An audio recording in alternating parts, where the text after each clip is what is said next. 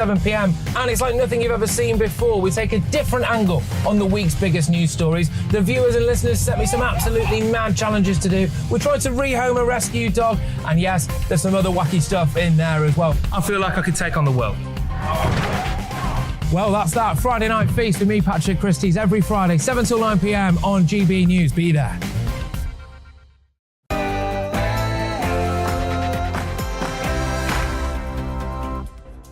Good morning. In stereo. You're watching and listening to GB News. We have a fantastic show lined up for you today. We're discussing a review into the border force, cancel culture comedy and the race for number 10. All of that, plus much more after your latest news headlines with Tamsin.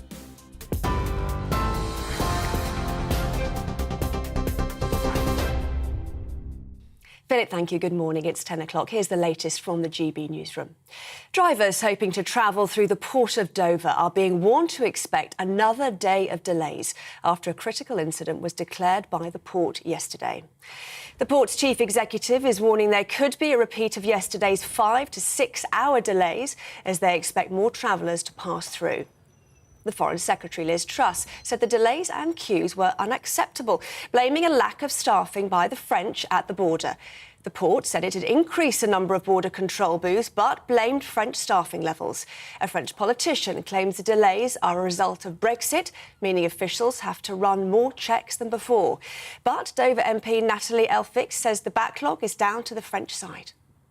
The French didn't turn up to work as they were expected to do in the numbers that were needed, and that resulted in that traffic gridlock in Dover and that traffic chaos that we saw right across Kent. So the French were responsible for the mess yesterday. I understand that they are now manning the passport controls properly at Dover, which is good news, but it will take some time yet to clear through that traffic backlog. Well, the Independent's travel editor Simon Calder says he expects the delays to get worse throughout the day. Holiday traffic is actually flowing fairly smoothly. People are turning up with their UK stickers. They're overtaking the line of trucks here and going straight down into the port. Now, the port authorities believe that things are going to build up quite quickly. Typically, people will be starting off from their homes round about now and getting to the port at 8, 9, 10 o'clock, and that's when you get really high pressure, particularly on the first Saturday of the English. Well, we can cross now to Grantham, the hometown of Margaret Thatcher, where Tory leadership hopeful Rishi Sunak is speaking. Let's hear from him. To change. But there is a core to this campaign that stands us apart, that represents the best of us in the most testing of times. And that is moral courage. It may seem trite to say it, but that's only because it is so rare in our politics. The moral courage to tell the truth, even if it hurts me. The moral courage to raise issues, even if they are uncomfortable. And the moral courage to rise above the smears and the hatred, no matter how baseless or unfair. We can be better, and we will be better. Now, this courage comes from my family. My mum, who ran the local chemist on Burgess Road in Southampton, and my dad, a local NHS GP. This country gave them the opportunity for a better life, and they took it. They had 3 children, me, my brother, and my sister. And they gave everything so that we could have more than they had. It is the most conservative of conservative stories, and one that everyone here would recognize. Now, my mum and dad are not here today, but my wife and children are. And whatever happens in this election, I've never been prouder to say to them, I love you all.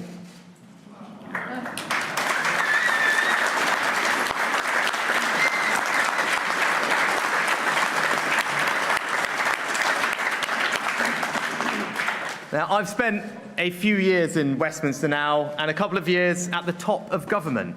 And I can tell you, whilst it is full of decent and hard-working people, the system is broken. And no amount of undeliverable promises are going to change that. Since the start of this campaign, I've told you all some tough things to hear, but I've told you them because I'm a conservative. Conservatives don't believe in burdening future generations tomorrow because of weakness today. That is not who we are, and that is not who I am. No. We believe in other things. Conservatives believe in each other, because it is through each other, not the state or even the market, that we achieve the things that make life worth living. Conservatives believe in honesty, because the foundation of all freedom is truth. And above all, conservatives believe in duty and fidelity. It is the core of our party and our people. Duty and fidelity to one another, to our families, those we love, to our neighbours and friends, to our word, and to our country. These are conservative values, and they are my values.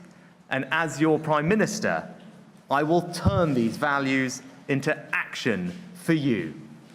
Because the problems we face are so much more fundamental than any candidate in this election has told you. Enough is enough. I am here to tell you that unless we change, unless we are competent enough to grip this moment and make it work for our country, the challenges we face in the coming months alone will push us to the limit. This must not happen. The stakes are too high and the cost to our people too great. If we are to deliver on the promise of Brexit, then we're going to need someone who actually understands Brexit, believes in Brexit, voted for Brexit.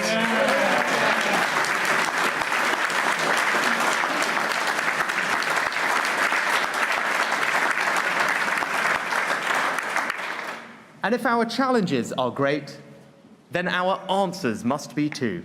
We have national emergencies that must be dealt with, and we have to tell the truth. We have to tell the truth about our NHS and the pressure it is under. I've taken a lot of political pain to make sure the NHS has what it needs, and I'm the candidate in this contest who can say unequivocally the NHS will be safe in my hands. We face the worst NHS winter crisis in decades. Tackling the backlogs is the biggest public service emergency. We need a fundamentally different approach. We will take the best of our COVID response and apply those lessons to clearing the massive backlogs in the NHS. We have to tell the truth about immigration, because our system is still not working. It is simply unacceptable to have the current situation where criminal gangs are still trafficking illegal immigrants to this country, exploiting loopholes in the legal system, and yes, our compassion. We must never lose that compassion, but we must be tougher and we must be uncompromising. And as someone who is the product of immigration and the warm and welcoming embrace of this country, I know it can work, but only legally. We have to tell the truth on criminal justice and sentencing. OK, let's leave Rishi Sunak there speaking in Grantham, talking a lot about moral courage, telling the truth in politics, even if it hurts, talking a lot about family there, how he got courage from his family, a duty, fidelity words he used. Well, let's leave Rishi Sunak there. And let's get back now to Esther and Philip. I'll be back in half an hour.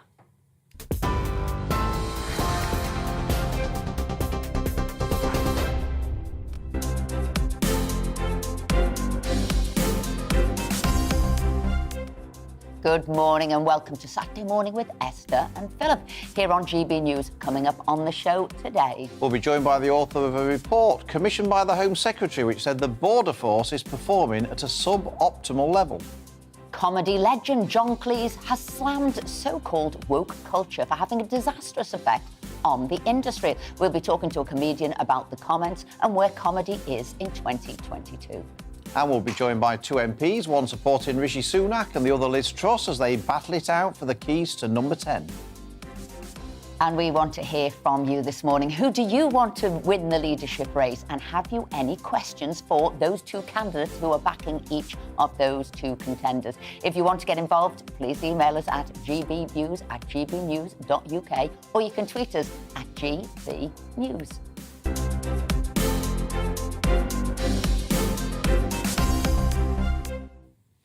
Before all that, though, we're delighted to be joined in the studio by celebrity chef and friend of the show, Kevin Woodford. Good morning. Good morning. Good morning. What have you seen this week that's got you going? And all cheerful. You seem so cheerful. I'm always cheerful. I'm right along with you, for goodness sake. I'm really cheerful. I'm a happy bunny. When I was a child, I was brought up by my parents to believe that, standards were important, and in particular, at the table. So if you were dining at the table, you're eating lunch or dinner, then you made sure that whilst you were chewing, you didn't have your mouth open. That was really important. But they were wrong, according to Oxford University. They were wrong. And I've heard some rubbish in my day, but Oxford University, you need to close this one down quickly. Woke nonsense, right? Because they've just done a report. How they get the funding for this? Well, I'll tell you how to get the funding at the end of this little story. Their suggestion is that in order to eat properly, you should eat in front of people with your mouth wide open so that everybody can see what you're eating. I know, it's awful. And the reason they say this is because chewing with an open mouth releases more volatile organic compounds, increases the sense of smell and the overall perception, right? It enables compounds to reach the back of your nose. Have you ever heard so much rubbish? Fires up the sensory neurons connected to the brain. Nonsense, right? For me, I don't want to see anybody eating a salad mixture or a piece of fish. I want to have the conversation. I want to enjoy the whole experience. Sensory experiences, the smells, the taste. Yes. Is that the other person watching you as well? Because it sounds absolutely No, it must be, because they also go on to say that, right? Don't just do that.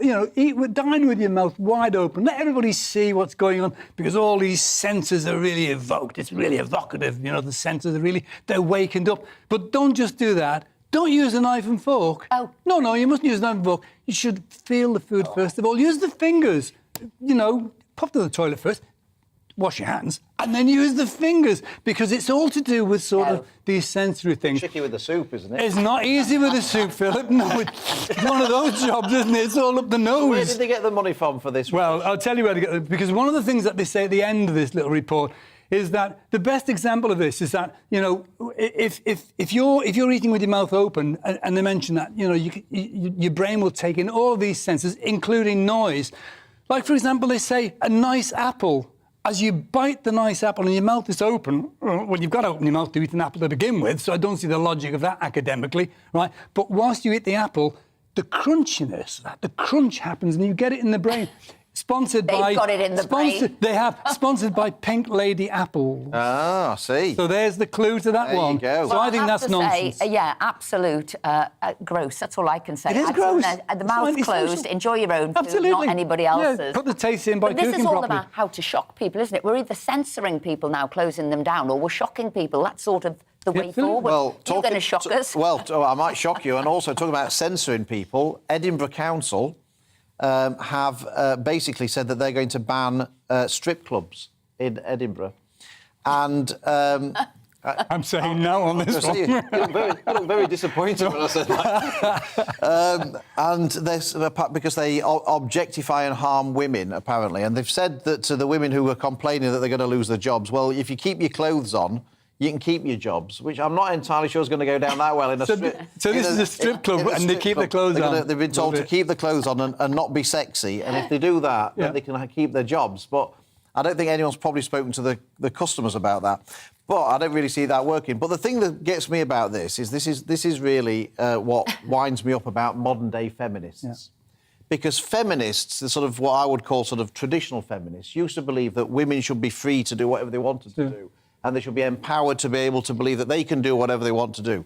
And I'm all for that. Modern-day feminists don't believe in that. Okay. They believe that women should be free to do whatever they want to do as long as they approve of what that thing is. That's that's what... Yeah. And so all these women who want to do what they're doing are being told by another woman, which is Mandy Watt, the deputy leader of the Labour-run council in Edinburgh, that they can't do it because she doesn't like it. And, you know, I just think this is where we are with politics today, is that basically politics is now about politicians banning everybody from doing all the things that they don't happen to like themselves and making it compulsory to do all the things they do happen to like. And I just think, you know, look, if you don't want to go to a strip club, don't go. If you don't want to be a stripper, don't be a stripper. But if you do want to go and the person there wants to be a stripper, what is it the business of the deputy leader of the council telling people what they can and can't do? Isn't there 100 staff or something now going to be made unemployed? Yeah, well, exactly, absolutely. So they're getting rid of This is 100 strippers. Well, it'd be maybe the club as well. Everybody's working there, bar people, I don't know, people doing the books and what have you. But what, will they go online now, possibly, to do a similar job? And it's all fine. Well, this is what we're doing again, aren't we? Pushing people away from the high street, pushing them onto online, and maybe even a worse job, as it might be, something that they thought they were protecting them from. They no longer are. You're quite right. This is sort of busybodying extraordinaire. When I was on the DCMS Select Committee, we actually did an inquiry into lap dancing clubs. It was a tough job, but somebody. Did you have to go? Did you go to them? We did. We took evidence from Peter Stringfellow at the time. Did you? We did, and Did you actually? But did you go to? We did. Did you enjoy it? Well, I can't really see particularly the appeal, but each to their own, isn't it? And, Absolutely. And, you know, we spoke to some of the people who work there and everything, and they were happy working there. That, you know, it suited their lifestyle. So was that called a sort of a perk of the job? Was that what you? Well, you might say that. I wasn't. I wasn't at all. Other people It's might great not. just being sort of a viewer of you two chatting away about going to strip joints, the pair of you. Well, you could have come. I could if I wasn't there at the time. No, I did look, and you weren't there at the time. But this one here, now, this is totally different subject altogether. I saw this week, and I thought it was a highly distressing piece, this. And this is 3 years of hell for a teacher here, all because a porn-crazed pupil told lies. And this is Rebecca Whitehurst, who said she never wants to set foot in a school again. She doesn't want to work there. 3 years of hell, cost her £43,000 to defend herself. And this was because a pupil who was obsessed with her, said he loved her, made up a complete fabrication about their relationship, what they'd done. You know, she was in a way a sort of sex pest, but he loved her. And she's now saying, you know, teachers might need body cams, you might need CCTV in rooms to prove that this just wasn't true, not putting her through this. Now, I don't know, you've taught as well, haven't you? Yeah, I was in education. Did you for ever many years. thought there were, you know, pupils who could get a crush on you, might be fascinated with you, not necessarily take it to this extreme, but did you ever think that and think, oh, how have I got to be careful? What would I say not to make anybody think that I was leading them on or not flirting? I mean, I taught in colleges of higher education and further education, and the rule was that, first of all, the lecture theatre or classroom door was open at all times, you know, if you had students in with you. I would never do one-to-one tutorials with male or female students at that stage, you know what I mean? Unless there were other people around as well, other members of staff. I think it's a very, very dangerous situation. And it isn't just education, Esther. I mean, it's in any field, you know, it's in absolutely any field, completely. I did a series called Planet Cook at Pinewood Film Studios. For a year, we filmed a scripted series, and I played a character there. And we had children on set. And, you know, so... and the children are fascinated by the whole process. And they're like little girls of maybe 10 years old, 12 years old, right? I made sure that my dressing room was completely miles away from any child. And I think it's critical that, because it isn't, I'm not suggesting that people specifically go out and make allegations, but there is that danger, as you've identified with this particular I think she was so surprised it took so long, because some of it was obviously not messages from her. He said she'd sent her pictures of her body, which obviously weren't her body, but yet it still went on for this long. So it's difficult, isn't it? Because some people are not believed when they're telling the truth, when they say something about somebody in authority. Yeah. And on the other hand, there are vexatious complaints about absolutely. People, and it's really... It's awful. It is. It's dreadful. Kevin, thank you very much. My pleasure. My pleasure. Now, an independent review has found that the agency in charge of UK border security may have been counterproductive in dealing with small boat crisis in the Channel.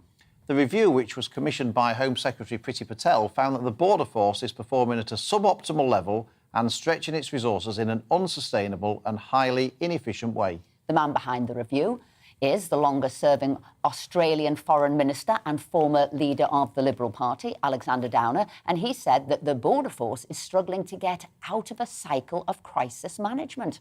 Well, we're delighted to say that Alexander joins us now. Alexander, thank you very much for joining us this morning. You were pretty scathing about the UK Border Force in your 60-page report, which I had the pleasure of reading from cover to cover. What's your main beef with what they're doing?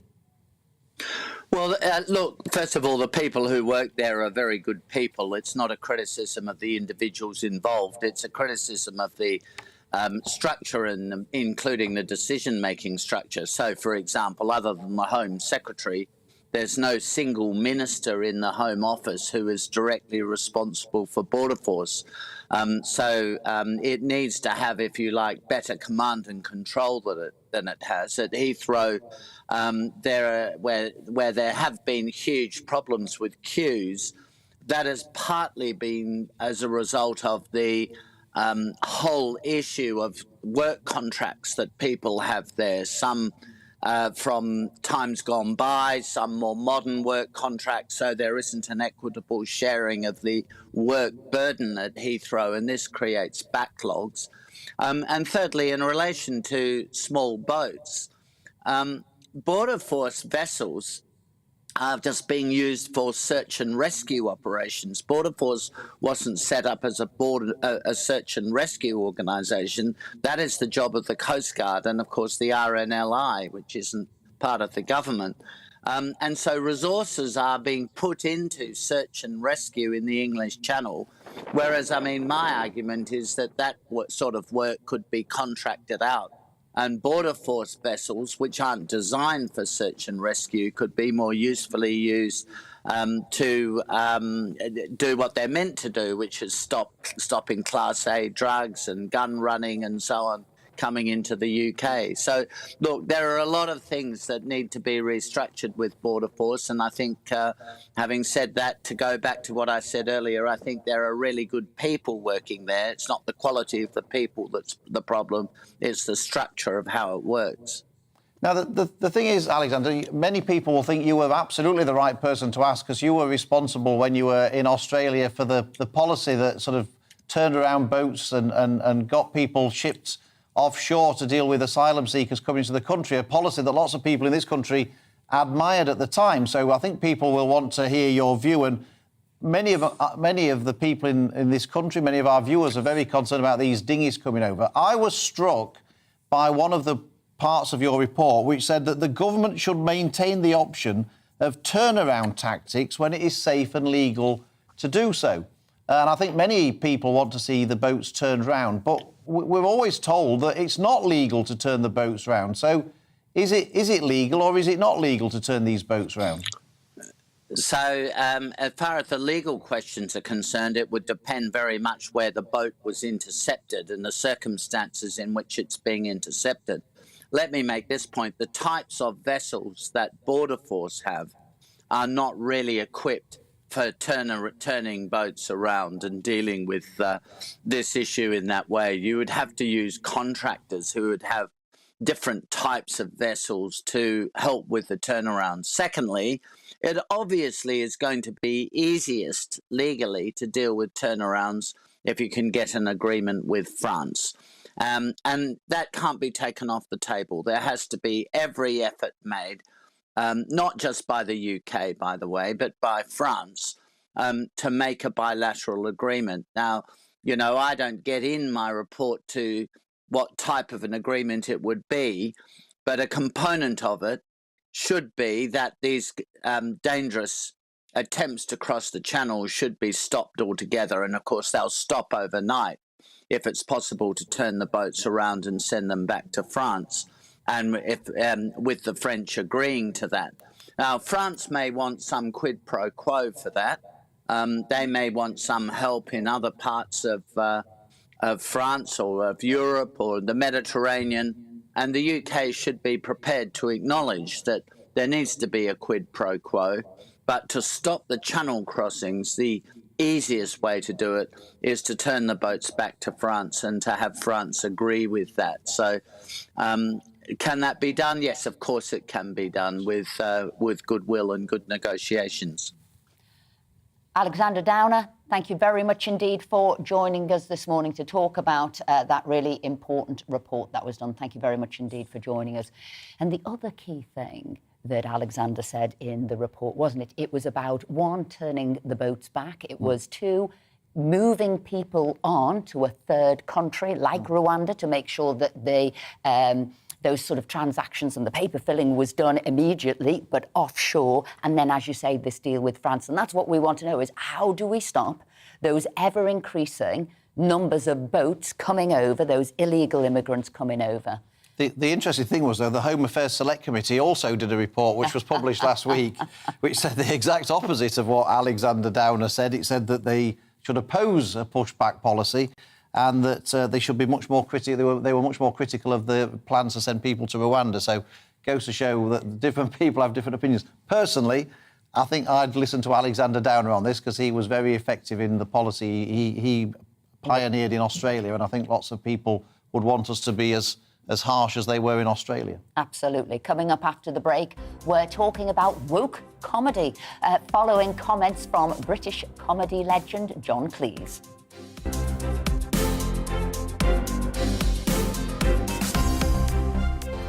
We are GB News. We're right across this great nation.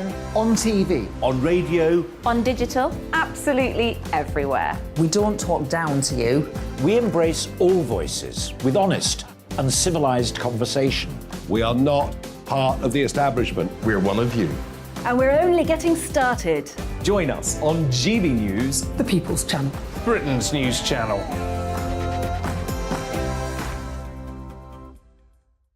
Hi there, it's Stephen and Anne. At breakfast from 6 a.m, you'll always be caught up with everything you need to know. The latest headlines, opinions and debates. We'll bring you the good news and the bad, but most of all, we're here for you. Remember, send in your views and let us know what you would like us to talk about. That's because we're your news channel. And every morning at 6 a.m, it's breakfast on GB News. My name's Tom Harwood, and join me 9:30 a.m. every weekday for The Briefing, your one-stop shop for everything you need to know about what's going on in politics today. I wonder if this is a deal that might need to be like the biscuits in this factory, twice baked. Is there not an opportunity here to win out against the extremes? Tom Harwood, GB News. What are you going to do about it? Things should have been done differently, and they certainly are being done differently. Don't miss it. The Briefing with me, Tom Harwood, 9:30 Monday to Friday on GB News. Where would you like to go? Just take me to the studio, please, mate. You know where you're going. I've got a show to do. Friday Night Feast on GB News, 7 p.m. And it's like nothing you've ever seen before. We take a different angle on the week's biggest news stories. The viewers and listeners set me some absolutely mad challenges to do. We tried to rehome a rescue dog. And yes, there's some other wacky stuff in there as well. I feel like I could take on the world. Well, that's that. Friday Night Feast with me, Patrick Christie's, every Friday, 7 till 9 p.m. on GB News. Be there.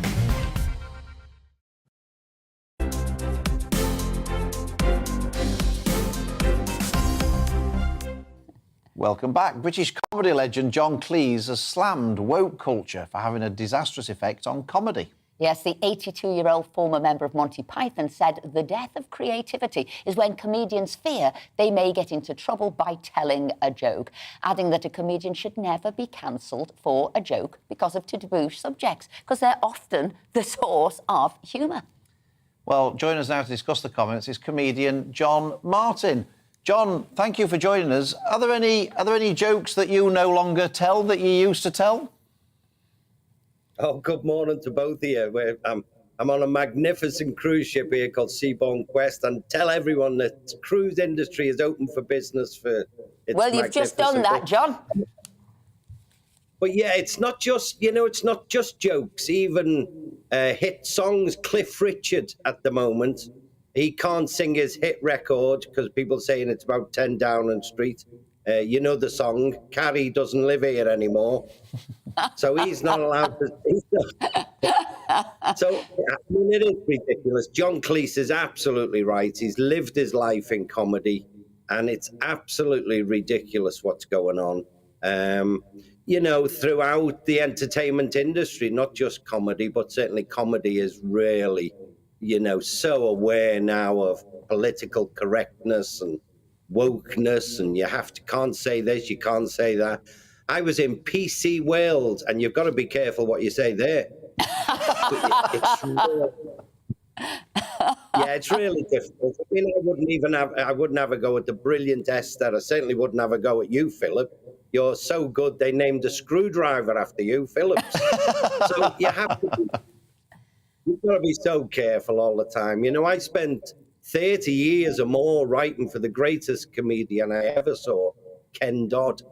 And Doddy used to say to me, patterns of life change. He used to say, you sit your exams every 7 years as a comedian. In other words, you reboot your act, you change and get it more up to date and go with the times of what's happening today, you know. But it is sad. It is really sad. I see things like there's a great comedian called Roy Chubby Brown doing material that I wouldn't necessarily do, of course. But then you're getting councils, a council manager, and some of them, you know, struggle to tie their own shoelaces at times, but they decide to cancel his show in a theatre. Now, it's not up to council managers. The audience will tell you. If people buy tickets, then surely that's important. That counts for something, doesn't it? If you don't like it, don't go. But let John, people have freedom. Right. Some of these, you know, say we talk about John Cleese there, and he obviously did Monty Python, he did The Life of Brian, and all of it was about poking fun. So do you remember Fwy Brian? So they were taking the mickey there of somebody with a speech impediment. The other bits, they were, you know, taking the mickey out of both men and women. Who was allowed to stone the person they didn't like? Yeah. Only men should have been able to do it. So all the women were dressed up, weren't they? Beards, fake beards. Fake beards to pretend they could take part. I mean, it is about laughing at some of the rules of the day. And so, you know, how important is it that comedy does take the mickey out of the situations that we're in today? Well, I think comedians try to almost hold a mirror up to life and reflect what's going on. You know, for instance, we've seen the leadership debates on television recently. They're going to rename them, apparently. Britain's Got No Talent. You know, and you try and talk about what's happening in the world today, but you've always got this thing on your shoulder saying, be careful, don't say that, don't say this, that could be classed as... You know, sometimes I get bookings and they send a rider with the contract, an extra page of the contract, saying you can't mention this, don't say that, mustn't say this, and it's really restrictive, and it's quite ridiculous, really. You know, as I say, if you don't like it, don't laugh, or don't buy a ticket, but don't press your ideas onto everyone else. Let the audience decide. You know, I'm in a fabulous town here in Spain, and it's a great place. They reckon there's 2 women for every man. The only problem is it's the same 2 women. and that makes... John, we'll always have you on our show, and we won't tell you what jokes you can and cannot tell. John Martin, thank you very much indeed. You're a superstar, Esther, and you know 3 million people excluded absolutely adore you for the fight and passion that you tried to save people and get people, you know, some kind of help. The entertainment industry, comedians, we were smashed to bits with the COVID, but we're coming back strong again now. I was just waiting for a punchline there. There wasn't one. It was just a nice thank you. John Martin, fantastic, and see you soon. Now, former Chancellor Rishi Sunak has said he would put the UK on a crisis footing if he were to become Prime Minister, adding that in regards to the NHS, immigration and the economy, the country faced a national emergency. Foreign Secretary Liz Truss has said that if she were to become PM, she would scrap or replace EU laws which hinder growth by the end of 2023. Well, we're delighted to say we're now joined by MP for Forest of Dean and a supporter of Rishi Sunak, Mark Harper. Mark, thank you for joining us. Rishi won he won the vote amongst MPs quite clearly, but he seems to be quite a long way behind with the members. So why do you think that is? Well, look, I think, first of all, we've got a big opportunity here, particularly over the next couple of weeks before ballot papers go out, to set out the challenges facing the country. And you've just set out some of them there, Philip. Big economic challenges post-pandemic, and also the one that Rishi is setting out today is the grip that we've got to get over the NHS to deal with those backlogs caused by the COVID pandemic. And we've got to do it as a matter of urgency so that we can start bringing them down next year. And they don't keep going up. But he's set out a very clear plan to do that. That, I think, is why he's the right man for the job. And we've got to persuade our party members that he's the one that can both deal with the issues facing the country, be honest about them, and also he's the one that the polls say is the most likely person to beat the Labour Party, which is the big task for the leader of the Conservative Party. Do you think that the issue about tax, the fact that Liz Truss says she wants to cut taxes and Rishi saying that he doesn't want to cut them yet, do you think that's hurting him? Do you think that the fact that he was, he precipitated or helped to precipitate Boris Johnson's resignation, do you think they're the two things that are counting against him as far as the party members are concerned at the moment? Well, two things. So first of all, on tax, he's been clear that he wants to cut taxes, but he's been clear that if you cut taxes now, before you've gripped inflation, you're actually going to make inflation worse.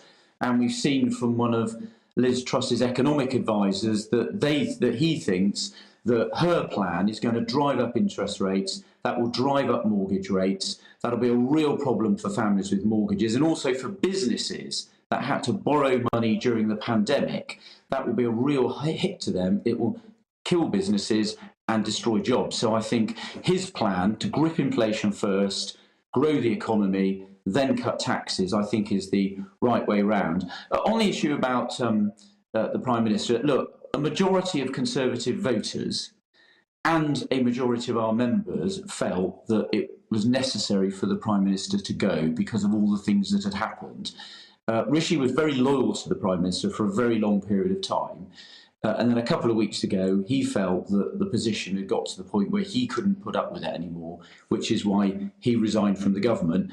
And that was a feeling shared by many Conservative MPs and indeed many members of the government, many of whom then resigned from it. So I think, look, he's been clear about that position. It's tragic, actually, in my view, what happened to the Prime Minister. But I'm afraid the Prime Minister was brought down by his own conduct, not by anybody else. We've made a clear decision as a parliamentary party. The Prime Minister is going to stand down as Prime Minister. We've now got a clear choice looking to the future, and I'm backing the person I think best able to win the election and best able to grip and deal with the really important challenges facing the country. Mark, can I just bring in here? Can I just bring in a poll here? It's a front page of the Daily Express, and it says voters back Truss. So in the country, they're saying that the voters are backing Truss. In the Sun, they're saying, should Rishi, to make sure that he can reach out to grassroots, they're saying, yes, he's got the ability, the capability. Does he need, like Tony Blair had, a John Prescott, working with them to reach out to the grassroots? Does Rishi need that? Should we be looking at this? I mean, I've talked about this for a long, long time. Can the Conservative Party reach out to everybody? Is it about the team and not the individual? So, one, who would that John Prescott person be? And who is the team? Well, no, I think you're right, Esther. It is important about building a team. And I think Philip touched on it in his opening remarks when he said that Rishi had the support of the largest number of Conservative MPs. And I think that's important. The Conservative MPs are the ones that you build the team out of. And he, I think, is going to build a very strong team. It's not about a single individual, but you do need a strong person to do the leadership, set the direction, set the tone, and then you build a strong team. And part of what he's setting out today with his NHS plan is about setting out a team, giving them a clear direction about the challenges that need to be fixed with a real sense of urgency. So what he's trying to do is recreate that sense of can-do that we had during the pandemic, like we had with the vaccines task force, about gripping an issue, putting tons of focus on it and really driving real change and benefit for the people at home. But also you have to put the resources in. And although you mentioned tax cuts, he raised taxes, yes, to put in extra money to the NHS, and you have to do that. If you're going to cut taxes and not put the money in, you aren't going to deal with the backlogs that worry people at home every day. OK, Mark Harper, thank you very much indeed for joining us this morning. Thank you. Now, don't go anywhere, because coming up after the break, it's been a year since Freedom Day from lockdowns, where we'll be speaking to an expert about lessons that can and should have been learned. And we're also joined by an MP back in Liz Truss, so don't go anywhere.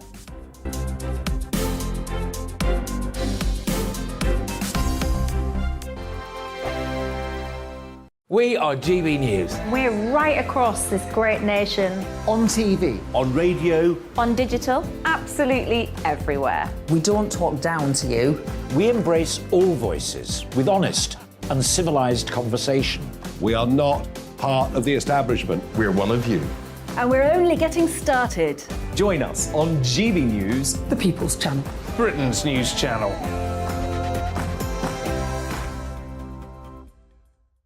Hi there, it's Stephen and Anne. At breakfast from 6 a.m, you'll always be caught up with everything you need to know, the latest headlines, opinions and debates. We'll bring you the good news and the bad, but most of all, we're here for you. Remember, send in your views and let us know what you would like us to talk about. That's because we're your news channel. And every morning at 6 a.m, it's breakfast on GB News. My name's Tom Harwood, and join me 9:30 a.m. every weekday for The Briefing, your one-stop shop for everything you need to know about what's going on in politics today. I wonder if this is a deal that might need to be like the biscuits in this factory, twice baked. Is there not an opportunity here to win out against the extremes? Tom Harwood, GB News. What are you going to do about it? Things should have been done differently, and they certainly are being done differently. Don't miss it. The Briefing with me, Tom Harwood, 9:30 Monday to Friday on GB News. Where would you like to go? Just take me to the studio, please, mate. You know where you're going. I've got a show to do. Friday Night Feast on GB News, 7 p.m. And it's like nothing you've ever seen before. We take a different angle on the week's biggest news stories. The viewers and listeners set me some absolutely mad challenges to do. We tried to rehome a rescue dog. And yes, there's some other wacky stuff in there as well. I feel like I could take on the world. Well, that's that. Friday Night Feast with me, Patrick Christie's, every Friday, 7 till 9 p.m. on GB News. Be there.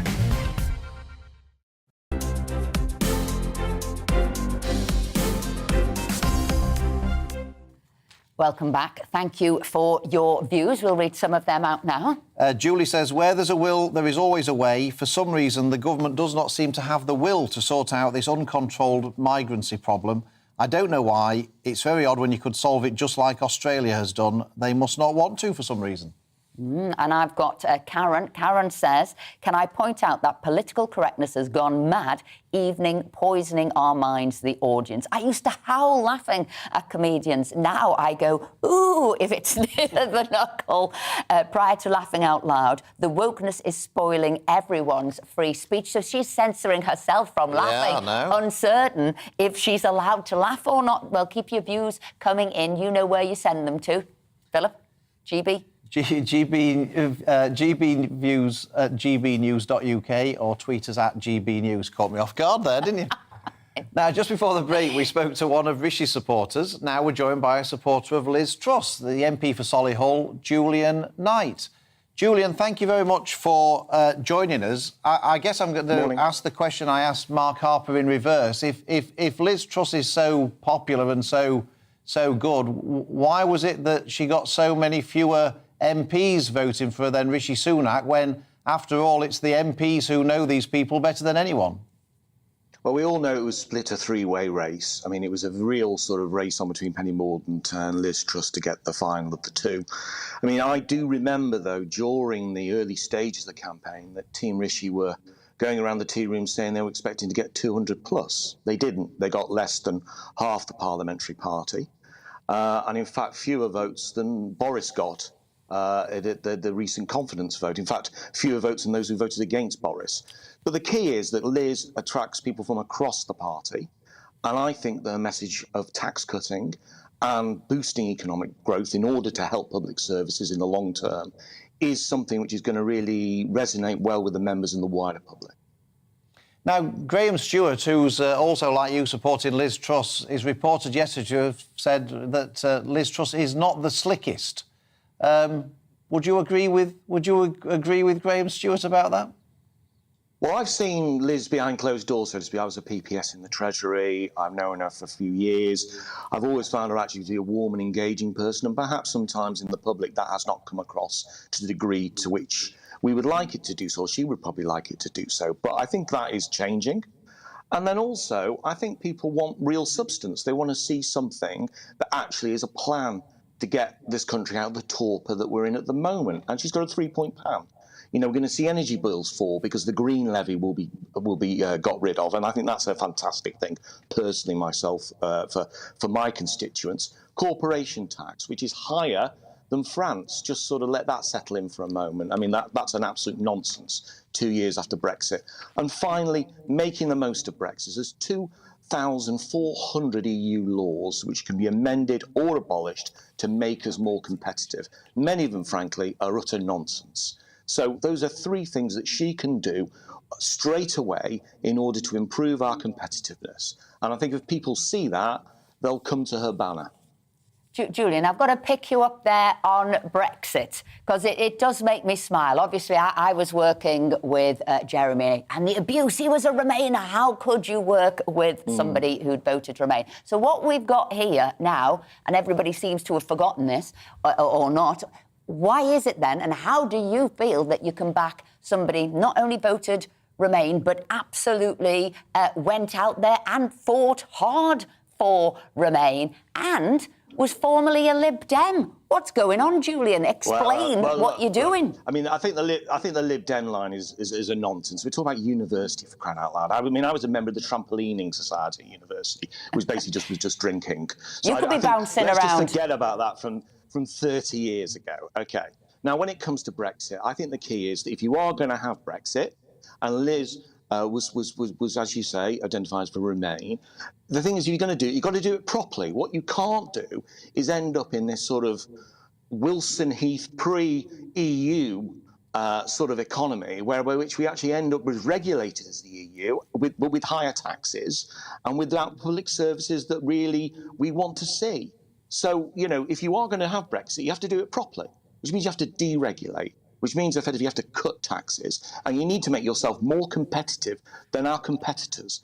And I'm afraid I don't think as a country yet we've grasped the nettle of Brexit at all. And I think we've got to do it. And I really do believe that Liz is the only candidate who has genuinely identified that as a major issue and a path forwards. Just quickly, Julian, I mean, Liz's policy on Brexit has been slightly different to other people. Most people who voted Remain have said, you know, well, look, you know, there was a result. We're Democrats. We accept the result. We said we'd implement the result, and we're going to do that. Liz has been slightly different. She said, I campaigned for Remain, but I was wrong. I should have voted Brexit and supported Brexit, which is quite interesting. I just wondered, given by her own admission, she was wrong about the single biggest issue that's faced the country over the last 50 years or so. Why should somebody who got the biggest call wrong, why should they become Prime Minister? Well, she's certainly right over, for example, the big issue that's facing us right now over the Ukraine. She's showing great leadership there as a foreign secretary and has really taken the fight to Putin, who is currently running amok in Europe. So I think a moment in time 6 years ago, she made a call. It was a marginal call for many people across the country. It was 52-48.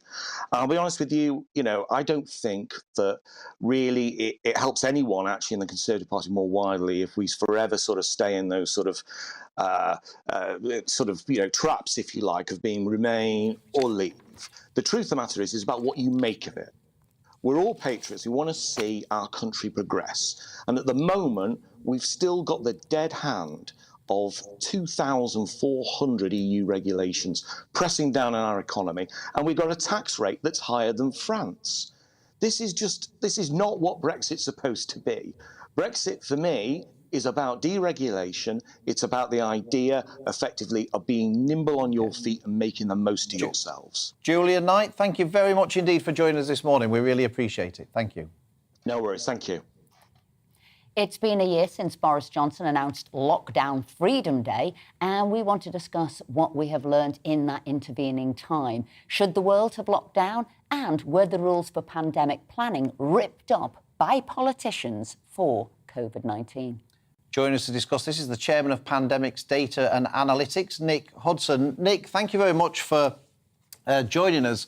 I mean, countries had different approaches to COVID. Some had a really severe lockdown like New Zealand. Some had no lockdowns like Sweden. And I suppose other countries had sort of a hybrid like the UK where we locked down and then we didn't. Which of those different options, which proved to be the most successful? Well, you can tell quite clearly from the case of Sweden that, you know, an absence of lockdown and no mask mandates. And what did they get? Negligible excess mortality for the 2 years of the pandemic. So that is what everybody should have done. Anybody who did anything differently was harming their population. And we saw a great deal of harm done in numerous countries around the world. Now, what's struck me about the approach to the pandemic is that the government had a plan for how to deal with the pandemic, which didn't involve lockdowns, it didn't involve wearing masks and all the rest of it. And obviously, as we know, the government went straight to lockdowns and then eventually to wearing masks. I just wondered, why do you think that they abandoned the plans that they had in place for so many years for a pandemic? Were they scared by what was happening in other countries? What do you think the reason was for abandoning those well-rehearsed plans? Well, there were plans elsewhere in private foundations and universities. You'd seen these planning sessions where they had deliberately sat down and talked about doing the opposite of what guidelines of various countries said. And there was an enormous degree of pressure exerted by those private foundations on bodies like the World Health Organization and on governments all around the world to tear up their guidelines and embark on the craziness of lockdown and cloth mask wearing and so on. So it wasn't something that happened in a vacuum owing to studious politicians sitting down and trying to deliberate over what was the best for their populations. Not at all. What they were doing was responding to a pressure, an external pressure, responding to a very well coordinated propaganda campaign. And then we saw the result, this very consistent language used by public health officials all over the world, a language that promoted fear, that made a virus that has absolutely negligible impact on most people, healthy people under the age of 70 are at negligible risk. They made that virus appear like a big bogeyman. And what did you think of that global response? No, it was a disgrace from beginning to end. You know, we know now that the virus was circulating quite extensively prior to the introduction of these policies that went in the face of, you know, decades, centuries of medical wisdom. And it was only when we began tearing up the rule book and throwing out sound basic medical practice, sound clinical practice, that we began to see the excess mortality emerging in that first wave. So it's been a disgrace. Nick Hudson, I want to thank you for joining us this morning, and we'll end on that comment. It's been a disgrace, and I'm just wondering now if 2 years later from sort of the March 2020, we can talk about this rationally now. We can get those facts and data up and say, what would we do if a pandemic hit again? Because that's the important thing, isn't it? I think history will judge it to be one of the biggest mistakes this country, the world probably ever made, and that's just about the health part of it, let alone the inflationary pressures that have come as a result of lockdowns afterwards. I mean, I just think it's been a disaster. But yeah, like you say, let's get the data, let everyone be able to see it objectively. And obviously give us your views too. You know where to email us, give us your views. Now, Liz Truss has promised not to cut spending, but she will to fund her tax cuts. She's not going to cut spending. But what she's going to do is bulldoze through endless government efficiencies, and that's what she'd do rather than make cuts. The Foreign Secretary clashed with her leadership rival Rishi Sunak, saying it would be very hard to win an election with his economic policy as it would lead to a recession. Well, joining us now to discuss the big dividing line in the leadership race is the Deputy Director of the National Institute of Economic and Social Research, that is Professor Stephen Millard. So here we are, the biggest divide here in this leadership race. What are we going to do with tax? What are we going to do? And if we cut tax, will that help growth or will that cause inflationary pressures? Over to you. Well, we're in that we're teetering on the edge of a recession in this country, and at the same time we have very high inflation. And the trouble is, of course, tax cuts. They kind of help with one. They might help stave off that recession, but they don't help with the other. They do add to inflation. So at a time when inflation is very, very high, then you might want to wait on tax cuts. But then if you do that, the economy may well go into recession. The important thing, though, I think, is that the people who are currently suffering most from the high inflation rates, the poorest households in the land, don't particularly benefit from tax cuts. A lot of them are not working or on low income, so they're below the tax thresholds anyway. And these are the people who are most badly affected by the inflation. So instead of thinking about tax cuts per se, it might be worth thinking about how you can support these families through the current economic problems. Stephen, isn't there a way of being able to find a balance? Is there not a way of cutting some taxes which aren't inflationary? So, for example, if you were to cut fuel duty on petrol and therefore reduce the price of petrol, if you were to reduce VAT on energy bills, thereby cutting the price of energy bills, surely that would bring down prices and not be inflationary. Surely it would cut prices. Certainly. So cuts in VAT. I'll come back to fuel duty, but cuts in VAT would certainly bring down the measured inflation rate, and they would help. They would help in the short run. This is as long, of course, as the VAT cuts were actually passed on by retailers in the final prices that they charge. But there's a question of whether the VAT cuts will be temporary or permanent. If they're temporary, well, then they might not be passed on. The retailers might hold on, if you like, because they know they'd only have to put up prices by much more again in a year's time or whenever the VAT cut was dropped.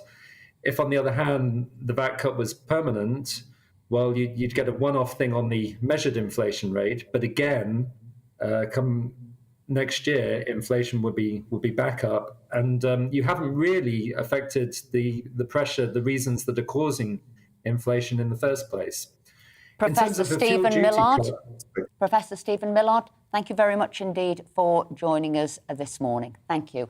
So that's it for the first hour of the show, but don't go anywhere because we've got a cracking second hour coming up for you shortly.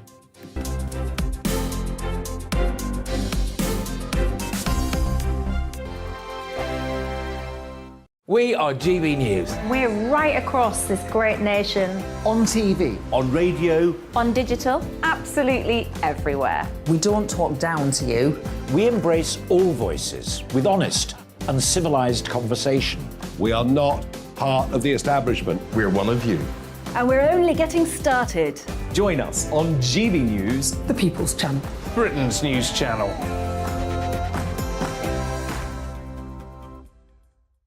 Hi there, it's Stephen and Anne. At breakfast from 6 a.m, you'll always be caught up with everything you need to know, the latest headlines, opinions and debates. We'll bring you the good news and the bad, but most of all, we're here for you. Remember, send in your views and let us know what you would like us to talk about. That's because we're your news channel. And every morning at 6 a.m, it's breakfast on GB News. My name's Tom Harwood and join me 9:30 a.m. every weekday for The Briefing, your one-stop shop for everything you need to know about what's going on in politics today. I wonder if this is a deal that might need to be like the biscuits in this factory, twice baked. Is there not an opportunity here to win out against the extremes? Tom Harwood, GB News. What are you going to do about it? Things should have been done differently, and they certainly are being done differently. Don't miss it. The Briefing with me, Tom Harwood, 9:30 Monday to Friday on GB News. Where would you like to go? Just take me to the studio, please, mate. You know where you're going. I've got a show to do. Friday Night Feast on GB News, 7 p.m. And it's like nothing you've ever seen before. We take a different angle on the week's biggest news stories. The viewers and listeners set me some absolutely mad challenges to do. We tried to rehome a rescue dog. And yes, there's some other wacky stuff in there as well. I feel like I could take on the world. Well, that's that. Friday Night Feast with me, Patrick Christie's, every Friday, 7 till 9 p.m. on GB News. Be there.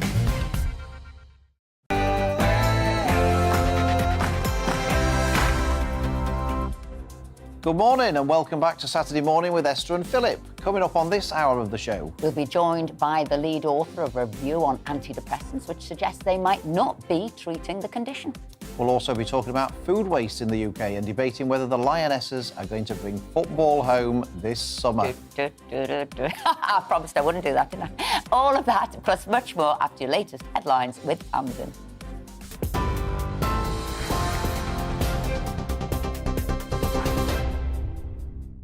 Esther, thank you. Good morning. It's 11 o'clock. Here's the latest from the GB newsroom. Drivers hoping to travel through the port of Dover are being warned to expect a day of delays for the second time running. The port's chief executive is warning there could be a repeat of yesterday's 5 to 6 hour delays as they expect more travellers to pass through. The Foreign Secretary Liz Truss said the delays and queues were unacceptable, blaming a lack of staffing by the French at the border. The port said it had increased the number of border control booths but blamed French staffing levels. A French politician claims the delays are a result of Brexit, meaning officials have to run more checks than before. But Dover MP Natalie Elphick says the backlog is down to the French side. The French didn't turn up to work as they were expected to do in the numbers that were needed, and that resulted in that traffic gridlock in Dover and that traffic chaos that we saw right across Kent. So the French were responsible for the mess yesterday.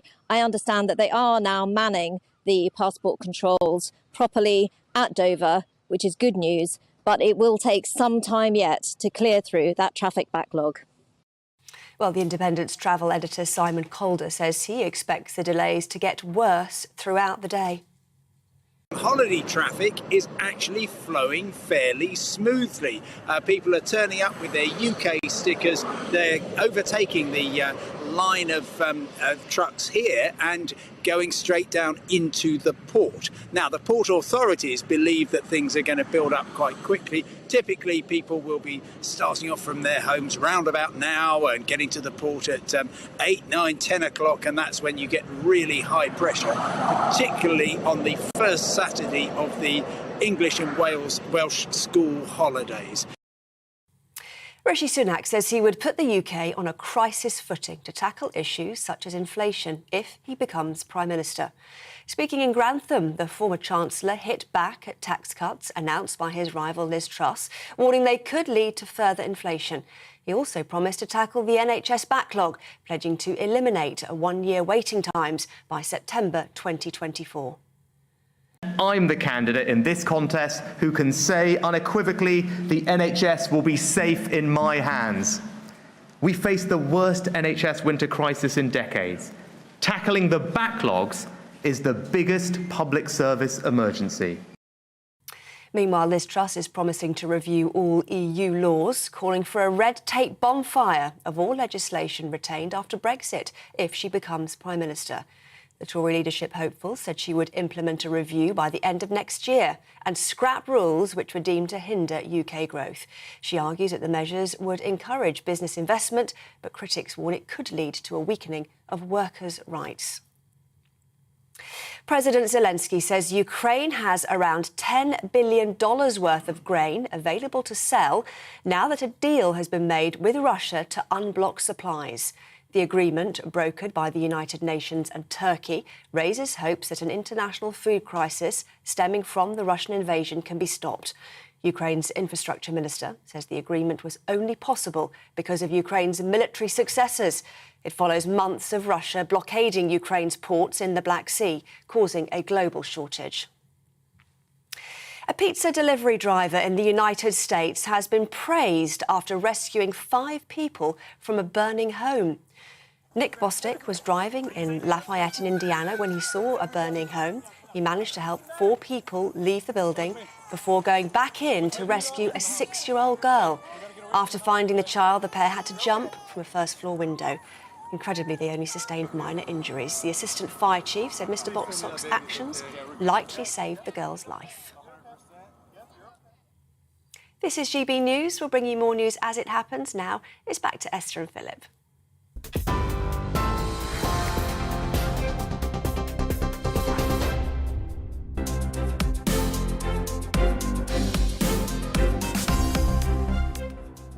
Welcome back to Saturday Morning with Esther and Philip. We have a fantastic hour of TV and radio lined up for you today. So coming up, we'll be discussing antidepressants. You might need them after watching our show for much longer. After a review suggested that they might not be treating the condition. Speak for himself. We're joined by a food waste expert following the news that Marks and Spencer's is taking best before dates off more than 300 items. And will the Lionesses bring football home? We'll be joined by a betting expert to discuss the odds. And as ever, we want to hear from you this morning. So if you want to get involved in the conversation, then please do email us at gbviews@gbnews.uk or tweet us at gbnews. Do.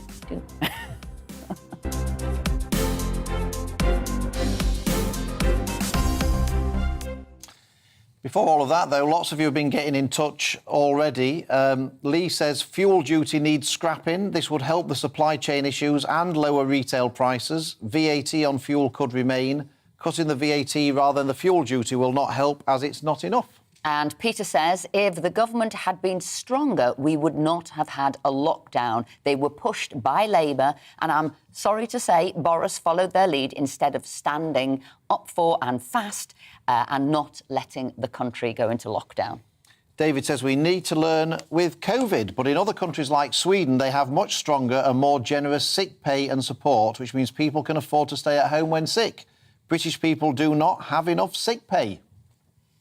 Margaret says she, that's Liz, may have supported Remain but believed in democracy, so embraced the majority vote, and has worked hard for it, unlike others who purported to want Brexit, but has done precious little since to get on with it. There's a message there, whoever it is, get on with it. Like us, get on with it. Keep those views coming in. And we're joined again in the studio by celebrity chef and our good friend Kevin Woodford. Kevin, what's been in the papers today that's caught your beady eye? I like to look for, happy stories where possible, but occasionally there's a story that you have to look at and take seriously.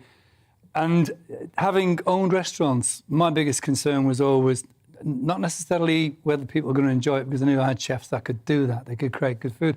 But it was to make sure that we didn't poison anybody. That was rule number one. Rule number one. It's the priority. It is, never mind.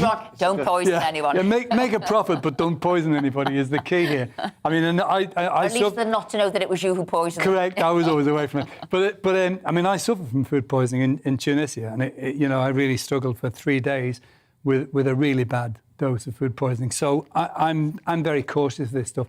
But this particular guy that's in today's paper, who for my sake, is going to remain nameless because I don't want him to get in touch with me.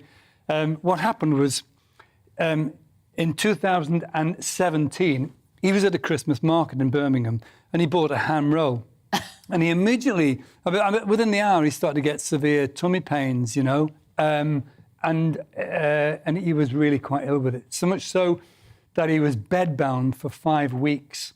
And they're claiming it's salmonella. So we're now 5 years on from that. And the net result, sorry, now don't laugh, but the net result for this poor man is that he's got permanent flatulence, right? I don't know what the other word is for that. Blowing off. That's it, blowing off.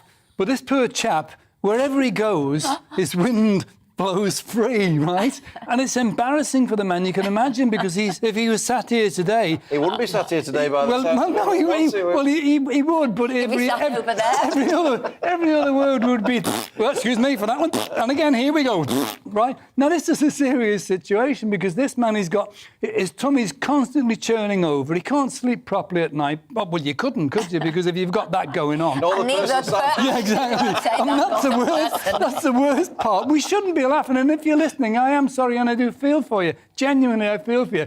But he's suing the Christmas market people, right, for £200,000. Well, and fair enough. I mean, if you've gone through that over 5 years, you're entitled to some sort of compensation, you know, other than just wind. How do we know that the flatulence was caused by the ham roll or whatever? Well, there's a legal debate that's got to be discussed in court. But apparently, he never had the problem before, Philip. He was quite normal. And now, wherever he goes, the poor chap, he's got no friends, Philip, anymore. His wife's left him, his children don't want to know him, the dog's left home, for goodness sake, because the dog... He couldn't blame the dog anymore.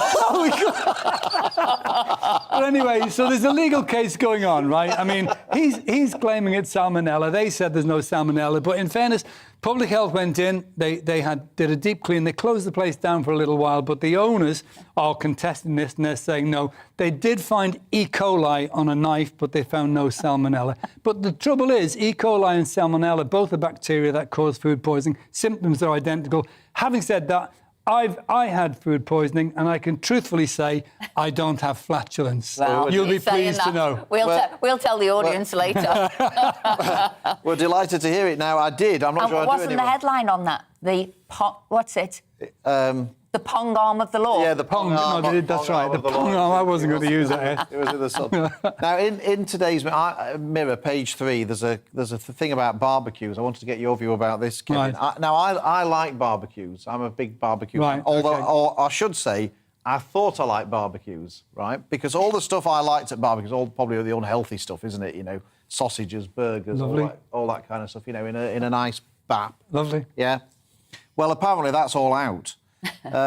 Because barbecue-loving Britons have now getting rid of sausages and burgers and bread rolls, and it's now all halloumi, marinated meat and brioche buns, according to 1,500 people surveyed between the ages of 18 to 41. Now, who on earth wants to go for a barbecue for grilled halloumi and veggie burgers and brioche rolls? I mean...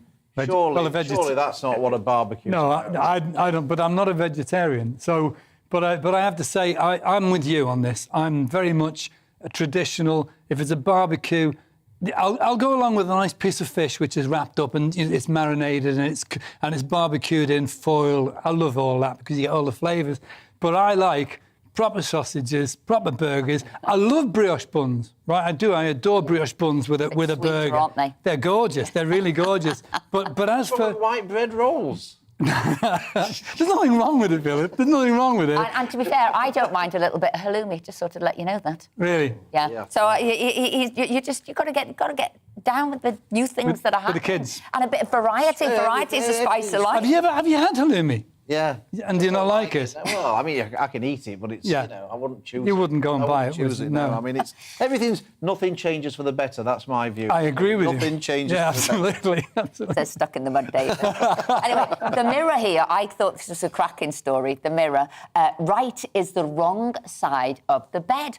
Who'd have thought it, right? So it said that only 60% of people who sleep on the right side of the bed, that's as you're lying on it, not as you're looking down on it, have a glass half full outlook, compared to 66% who sleep on the left side of the bed. So a poll found that 32% of right-side sleepers wake up exhausted, compared to only 27% who sleep on the left. And also, almost 50% of right-hand sleepers complain of getting too hot in the night and complain, compared to 40%. So you wake up more, you're not as comfortable, you're grumpy, you've got a negative outlook on life.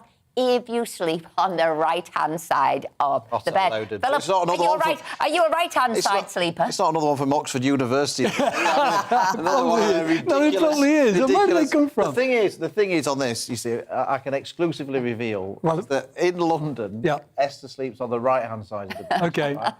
But when we're at home, she sleeps on the left-hand side of the bed. Why? Well, I've got a theory for this. I know I do. In both cases, that's the side nearest to the toilet. We're not going back to that previous story, are we?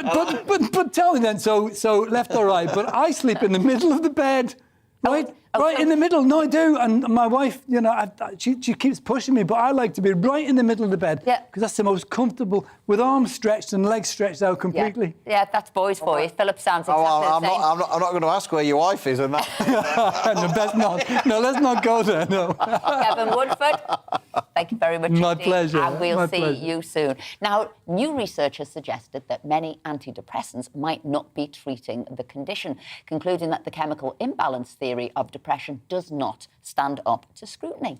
The study carried out by researchers at University College London calls into question what antidepressants actually do, with the number of people using them on the rise. The team behind the research said the patients should be made aware of other options for treating depression. Well, we're delighted to say we're now joined by the lead author of the review, Professor Joanna Moncrief. Joanna, thank you very much for joining us. What if it's not? We were always told that, you know, it's this chemical imbalance in the brain that causes depression, and you're saying that that's not the case. So if it's not the case, what does cause depression? Well, that's a good question. I mean, our research was about what doesn't cause it, not what does cause it. And as you said, we found that, you know, if you put all the research together that's been done on serotonin and depression in all the different areas, the receptors and the serotonin transporter and metabolites and things, it doesn't show that that there is a link between abnormalities in serotonin and depression. Of course, depression could be caused by other biological factors. Some people have said, oh, you know, it's more complicated than that. But the main biological theory of depression has been this idea that it's a chemical imbalance. And of course, that's been the main justification for using antidepressants, the idea that they are helping depression by rectifying a chemical imbalance. So if it's not a chemical imbalance, I think we're left with the idea that depression is a reaction to life circumstances like other moods and emotions are. And because it's, you know, a negative reaction, it's a reaction to things going wrong in people's lives or things that have gone wrong in the past. I took great interest in this report because I've thought for a long time people have wanted to be quick to medicalise, as it were, a condition and quick to prescribe for a condition. And I'd say that was a sticking plaster rather than actually getting to the root cause of an issue. And that's what I was hoping you were trying to expose here. Was I right in that hope? Yeah, yes, absolutely. That's been my thought for a long time, that it's been too easy in a way, too simple to talk about depression as a medical condition and to recommend a medical solution, whereas actually it's often a very complicated situation that people are struggling with, that is individual, so it's different in each case, and each person needs a different solution and a different sort of help. How many people do you think are on antidepressant tablets and that shouldn't be? Is everybody who's on them? Should they not be on them, or is it just a small number who shouldn't be on them? So it's difficult to say, because what this research suggests is that we're thinking about them in the wrong way. If antidepressants are not working by correcting a chemical imbalance, we have to think how else they might be working, what else they might be doing. And we know that they are drugs that change normal brain chemistry. And because they do that, they make everyone feel a bit different in different ways. And some of them have this effect of numbing people's emotions. So numbing emotions might be useful for some people in some, acute situations, but it might be a harmful effect in the long term. It might stop people working out what's wrong and getting through and developing other ways of managing their feelings.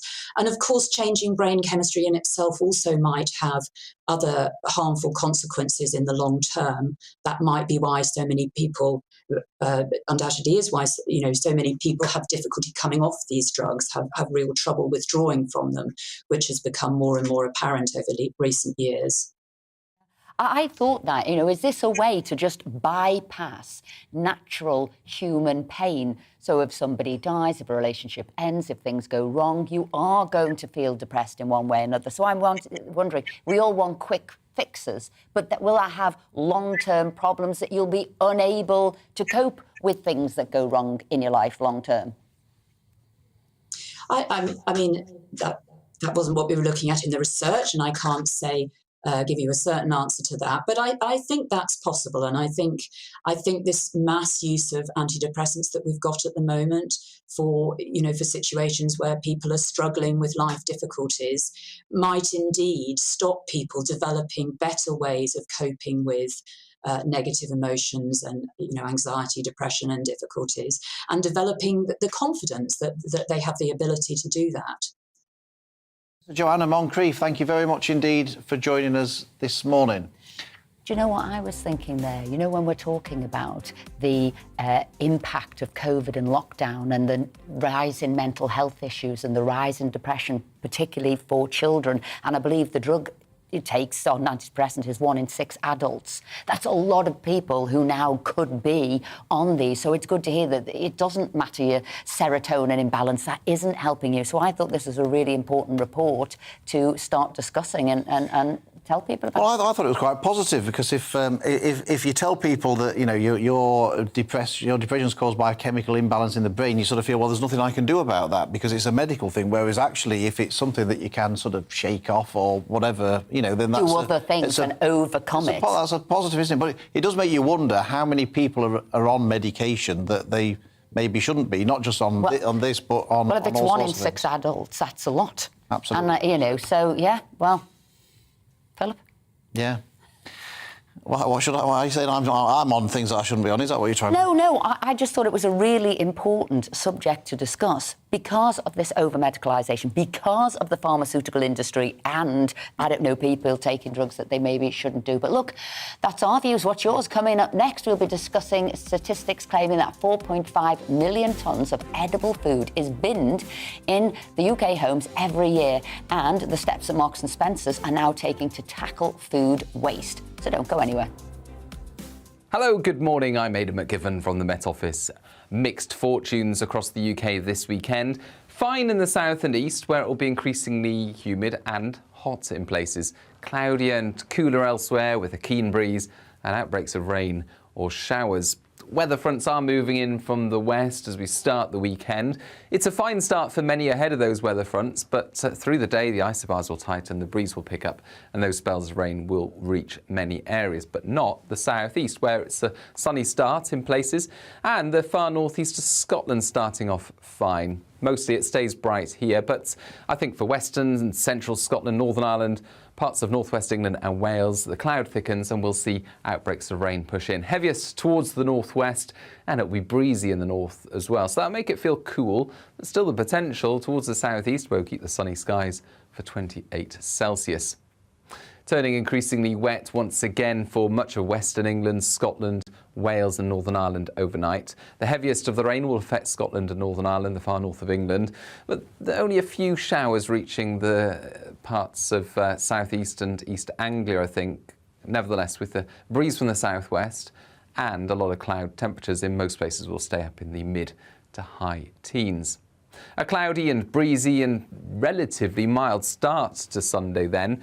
Further spells of rain will move into the north and the west, interspersed by brighter spells, but the rain will be persistent at times, I think, for southwest England, South Wales into central England as well. Heavy thundery showers for western Scotland, and it's a warmer day for many. Low 20s for Scotland and Northern Ireland, Northern England as well.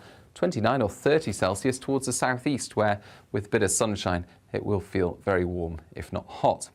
Monday and Tuesday will be a bit cooler. Still a mix of sunny spells and showers, but fewer showers, more dry weather.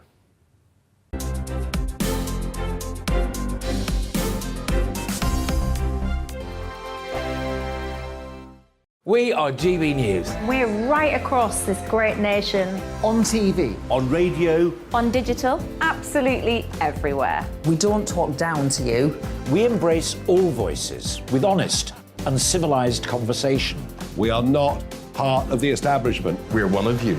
And we're only getting started. Join us on GB News, The People's Channel. Britain's news channel.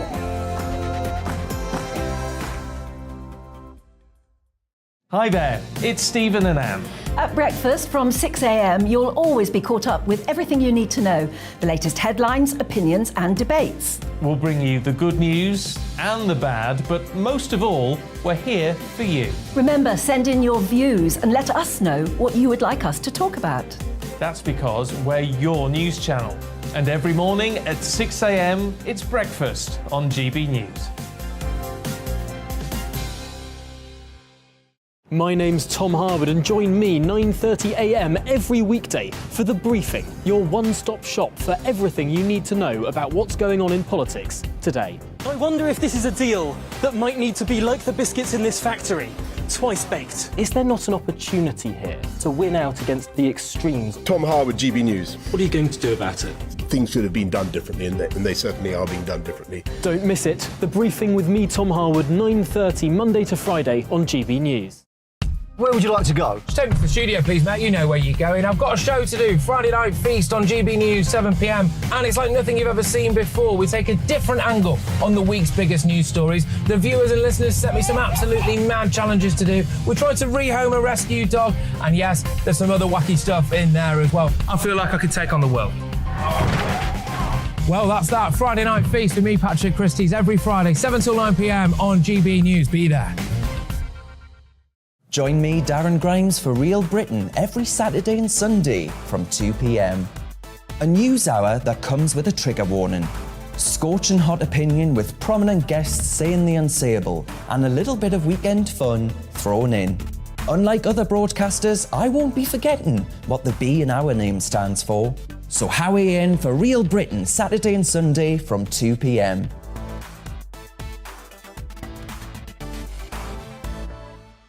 Hello, I'm Patrick Christie's. And I'm Mercy Moroki. Make sure that you join us Monday to Thursday, 10 a.m. until midday, right here on GB News for To The Point.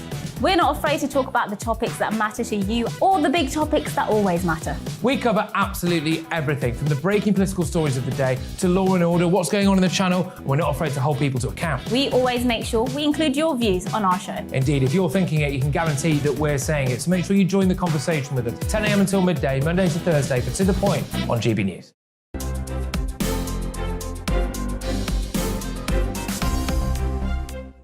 Welcome back to the show. Lots of you have been getting in touch. Andy says, everything about Brexit is wrong. Oh. Liz Truss is absolutely wrong. How can we trust somebody who changes from Remainer on a whim? The country now has 60% of Remainers. According to Andy, we need another vote. He's a Remainer by the sounds of things. Mel says, whilst acknowledging that hindsight is a wonderful thing, we already know that 3 people above all are responsible for our government's response to lockdowns. That was Ferguson, Vallance and Whitty. Our government was scared stiff of the repercussions in the media and from Labour if they ignored the, as she put it, so-called experts. Jackie says, I'm still waiting for one of the candidates to mention helping the state pensioners. It's all very well saying they're going to reinstate the triple lock next year, but a number of pensioners are struggling at the moment. A lot of financial damage has already been done. Everything has gone up: food, petrol, car servicing, hairdressers, vets, chiropodists, to name just a few. When I wrote to our local MP, Jackie doesn't mention who that is diplomatically, he replied that we had free bus passes, forgetting that there are no buses whatsoever in our part of the country. And Tom says, going back to that which side of the bed story, do you sleep on story that we did earlier, I'm restricted to the right side because my wife sleeps on the left because it's nearest to the bathroom. I'm with your wife, Tom. The only time I can sleep on the left is if we're in a hotel room and that's the side of the bed that's furthest from the bathroom. I think you're similar. Tom isn't Philip Davis, I think, Tom, you're not married to the same wife as me, are you, Tom? Because that sounds very, very familiar to me. Anyway, thank you. Keep those views coming in. Now, high street giants Marks and Spencer is taking best before dates off more than 300 fruit and vegetable items to tackle food waste. Waste and Resources Action Programme, also known as WRAP, said that 70% of the UK's food waste is binned in homes, mounting up to 4.5 million tonnes of edible food each year. Well, we're delighted to say that the food lead at WRAP, Esther Herzenhorn, joins us now. Estelle, thank you very much for joining us. I presume you very much welcome what M&S are doing here. Yeah, we absolutely do. This is an urgent and imperative action, and we're calling on all retailers to remove date labels from fruit and veg, because it's not helping us use our judgment of when fruit and veg is good to eat. And that means perfectly good, healthy food is getting chucked away in our homes instead of eaten. And so, yeah, we're calling on the retailers that haven't yet made this move to do the same. And what do consumers make of it, though? Do consumers not like the reassurance of knowing what a best before date is to give them some help in deciding when or not it should be thrown out? Are consumers behind you here? Oh, yeah, I think so, because the thing about date labels is it can be quite confusing. So we have use-by dates, which are about safety. So you mustn't eat an item past its use-by date unless you've frozen it before. But best before dates are about quality, and actually they're not needed on fruit and veg items. And what our study showed is it's actually not helping us use our judgment of when food is good to eat. So I've got a prop here, actually. These are some perfectly good apples, and we show people an image like this, some with a date label on and some without a date label on. And when there was a date label on, around half of people chose to throw those apples away, whereas without a date label, it was around 7%. So this is something that's going to help us all reduce food waste in our homes. And actually, the average family wastes around £700 of food each year. So this is a really key issue. I'm with you all the way. Those best before labels should have gone a long time ago. And do you think here this is going to be driven more by the cost of living crisis that we're facing rather than waste? I know food waste, that will be a sort of a happy sort of byproduct of this, but it's fundamentally about the cost of living we're suffering at the moment. Yeah, I mean, I know the word crisis is kind of being used a lot at the moment, but we are in a climate crisis, and wasting food feeds climate change. And we are in a cost of living crisis. And like I said, the average family is wasting around £700 of food each year. So everything that can be done, changes like this, but other changes by retailers as well, that can help us all buy what we need and make the most of the food we buy is really critical. And actually, there's things that we can do that are in our own gift as well. So another part of the work we did was looking at how things can be stored properly and what that means. And we found some staggering results. So you don't need any fancy technology at home. If you take your fruit and veg and you pop it in the fridge, it'll stay fresher for much, much longer. And we're talking months longer for potatoes and apples, 2.5 months longer for apples if you put them in the fridge instead of the fruit bowl, and 2 weeks longer for broccoli. And if you keep your fridge below 5 degrees as well, that keeps all the food in it safe and fresher for longer. So we can all do our bit to kind of take control of what we want to do with our food and make sure that we're making the most of what we buy. Thank you very much indeed for joining us this morning. Some handy tips that I'm very good on. I for value for money and making sure I don't throw things away. But thank you for that and those top tips. Yeah, I think it's great. I'm all for it. There's been an advance of the nanny state for years, and this is the first sort of retreat from the nanny state. It's seen. I'm celebrating this. Anyway, coming up on the show, we're about to talk about the Women's Euros after the Lionesses staged a dramatic comeback against Spain this week to reach the semi-finals. But first, here's the latest headlines with Tamsin.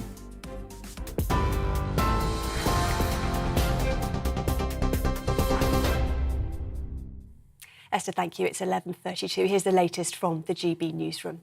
Drivers hoping to travel through the port of Dover are being warned to expect a day of delays for the second day running.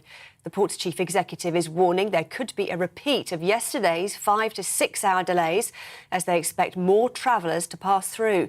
The Foreign Secretary Liz Truss said the queues were unacceptable, blaming a lack of staffing by the French at the border. A French politician claims the delays are a result of Brexit, meaning officials have to run more checks than before. Rishi Sunak says he will put the UK on a crisis footing to tackle issues such as inflation if he becomes Prime Minister.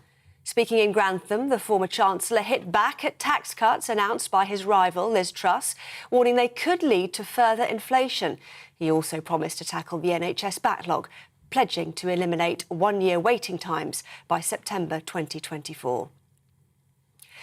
Meanwhile, Liz Truss is promising to review all EU laws, calling for a red tape bonfire of all legislation retained after Brexit if she becomes Prime Minister. The Tory leadership hopeful says she would implement a review by the end of next year and scrap rules which were deemed to hinder UK growth. She argues the measures would encourage business investment, but critics warn it could lead to a weakening of workers' rights. A pizza delivery driver in the United States has been praised after rescuing 5 people from a burning home. Nick Bostic was driving in Lafayette in Indiana when he saw the fire. He managed to help 4 people leave the building before going back in to rescue a 6-year-old girl.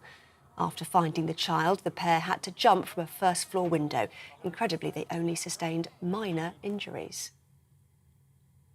TV, online and DAB+ radio, this is GB News. Now it's back to Esther and Philip.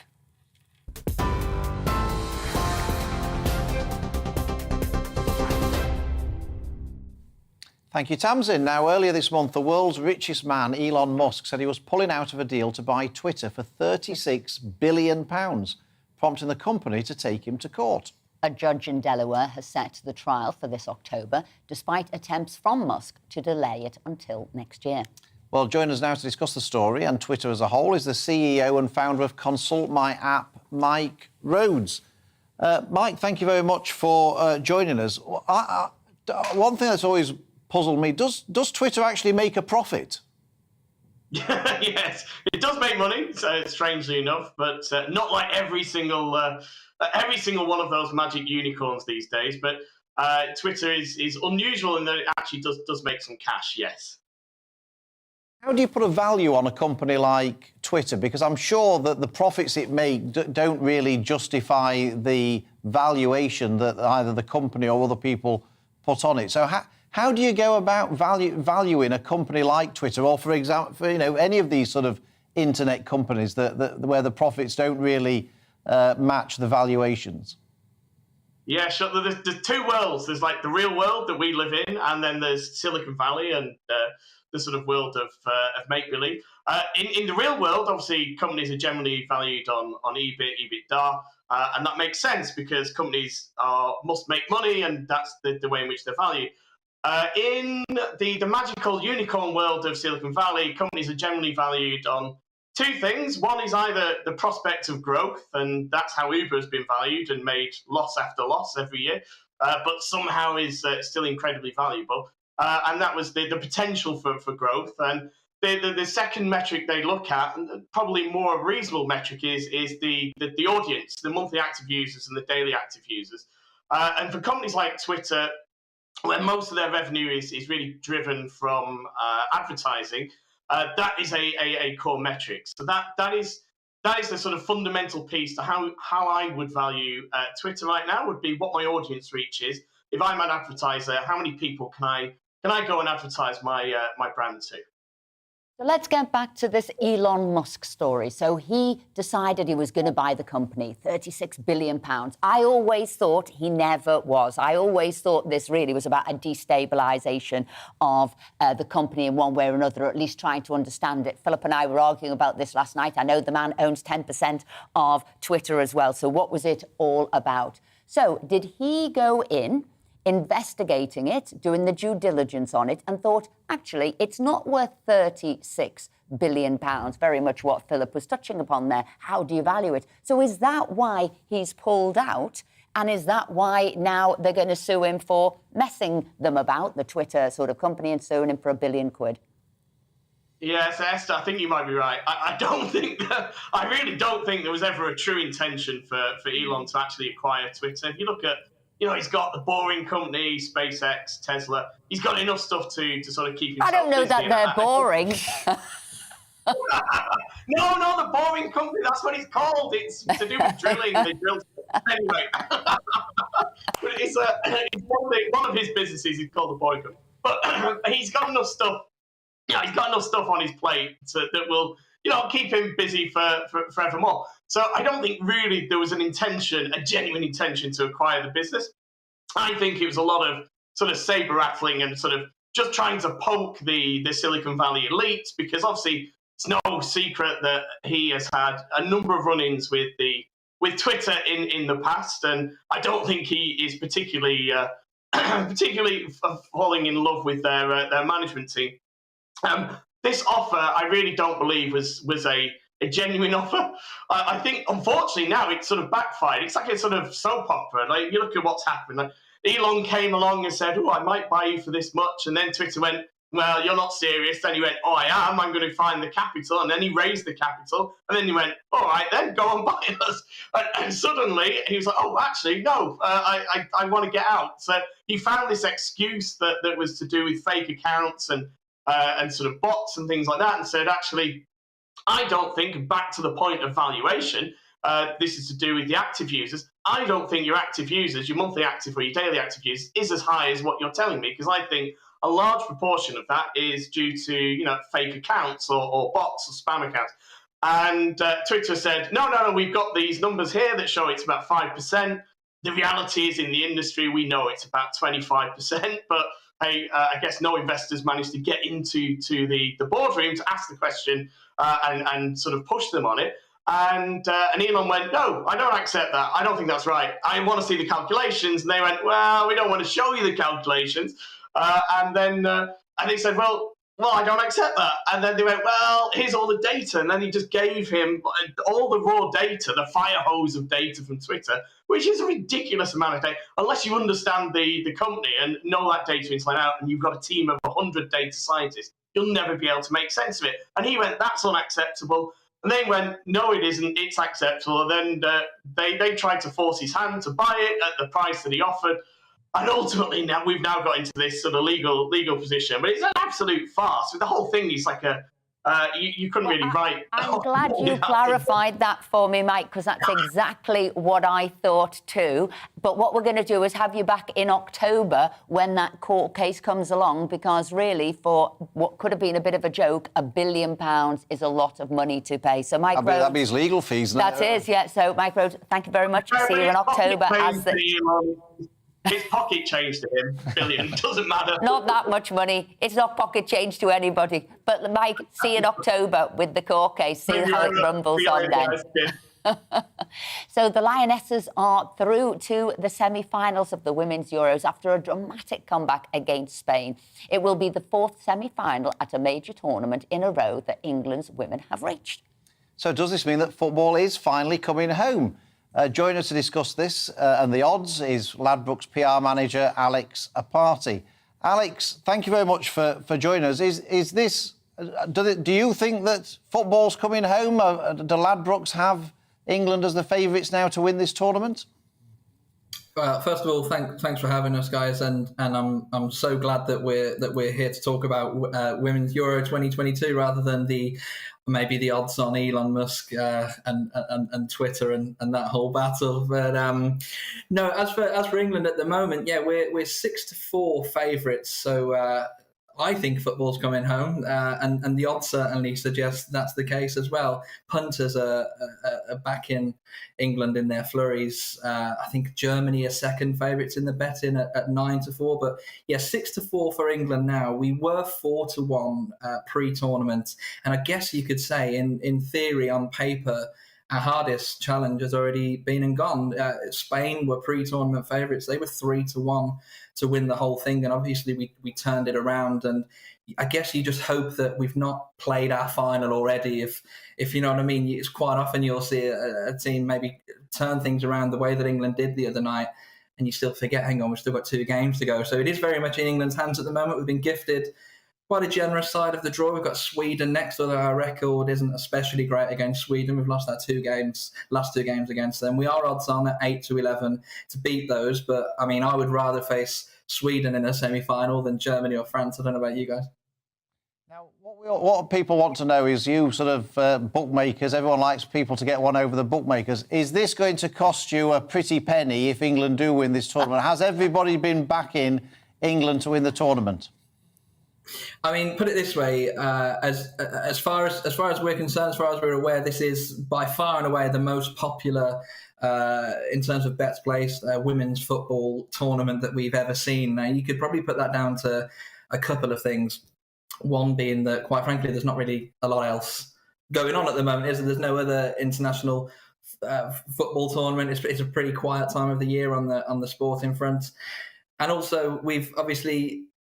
Every game is available for everyone to watch. So with not a lot else on, and every game available, naturally people are going to be betting. Maybe swerving your question a little bit, but we'll jump on. Now, Alex, yeah, I was going to say you're swerving the question there. Are you losing money if England ladies win?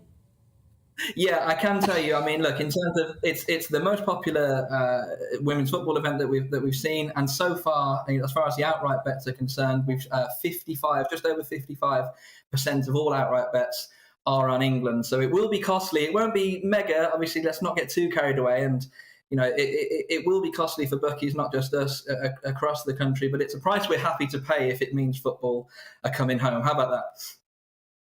Just one thing, Alex. In terms of one other betting heat in sport is the Sports Personality of the Year award. So, if England do win this tournament, what's the chances of an England woman footballer winning Sports Personality of the Year?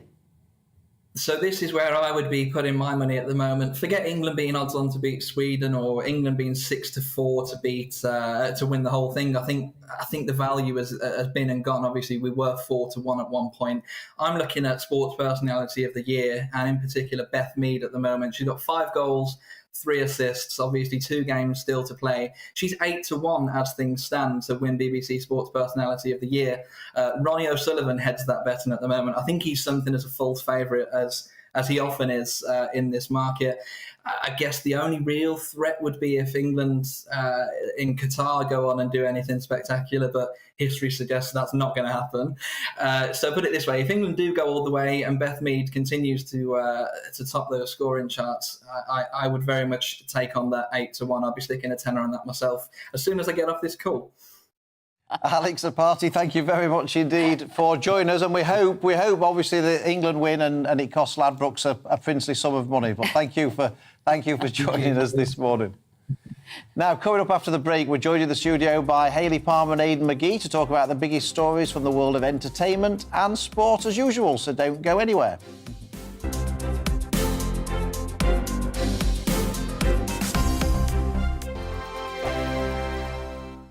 We are GB News. We're right across this great nation.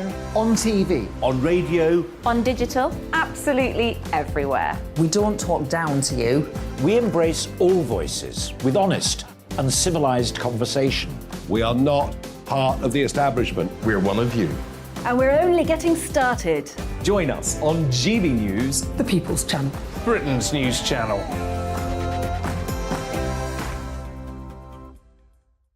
Hi there, it's Stephen and Anne. At breakfast from 6 a.m, you'll always be caught up with everything you need to know, the latest headlines, opinions and debates. We'll bring you the good news and the bad, but most of all, we're here for you. Remember, send in your views and let us know what you would like us to talk about. That's because we're your news channel. And every morning at 6 a.m, it's breakfast on GB News. My name's Tom Harwood, and join me 9:30 a.m. every weekday for The Briefing, your one-stop shop for everything you need to know about what's going on in politics today. I wonder if this is a deal that might need to be like the biscuits in this factory, twice baked. Is there not an opportunity here to win out against the extremes? Tom Harwood, GB News. What are you going to do about it? Things should have been done differently, and they certainly are being done differently. Don't miss it. The Briefing with me, Tom Harwood, 9:30 Monday to Friday on GB News. Where would you like to go? Just take me to the studio, please, mate. You know where you're going. I've got a show to do. Friday Night Feast on GB News, 7 p.m. And it's like nothing you've ever seen before. We take a different angle on the week's biggest news stories. The viewers and listeners set me some absolutely mad challenges to do. We tried to rehome a rescue dog. And yes, there's some other wacky stuff in there as well. I feel like I could take on the world. Well, that's that. Friday Night Feast with me, Patrick Christie's, every Friday, 7 till 9 p.m. on GB News. Be there.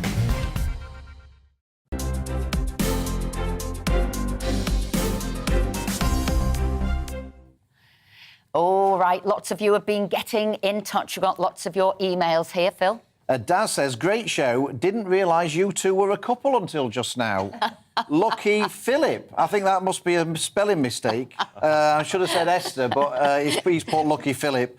I suffered depression 20 years ago after a divorce. Antidepressants did nothing for me. Once my circumstances changed and I met a new lady, I've been fine since. So for me, it was circumstances causing my depression. Interesting there. I've got Philip says, I've had depression all my life. I'm in my 60s. I found that so-called experts tend not to listen to me. They try to pigeonhole you, decide what medication you need. I've tried so many antidepressants, but none have worked. What we need, we've got so much to learn about depression, and it all starts with listening.